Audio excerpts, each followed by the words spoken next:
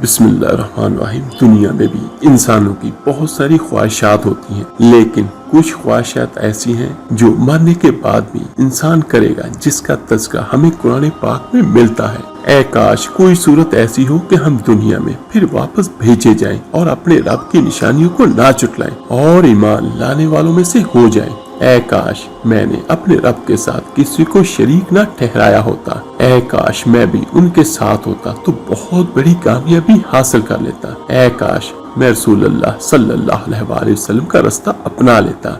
ऐ काश हमने अल्लाह और इसके रसूल सल्लल्लाहु अलैहि वसल्लम की फरमाबरदारी की होती। ऐ काश मैं फलां को दोस्त ना बनाता। ऐ काश मुझे मेरा अमाल नामा ना दिया जाता। ऐ काश मैंने अपनी आखिरी जिंदगी के लिए कुछ किया होता और ऐ काश मैं मिट्टी होता। तो मेरे अजीज भाइयों बहनों और बच्चों, आज मौका है अपनी आखिरी जिंदगी के लिए कुछ कर ले।